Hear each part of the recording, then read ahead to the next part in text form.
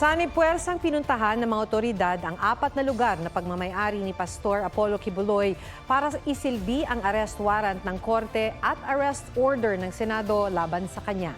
Pinasok ng team ng Senate Sergeant at Arms, NBI at PNP ang compound ng Kingdom of Jesus Christ sa Davao City, ang property sa Island Garden City of Samal sa Davao del Norte, Tamayong Prayer Mountain sa Davao del Sur at ang Glory Mountain na nasa kaparehong barangay.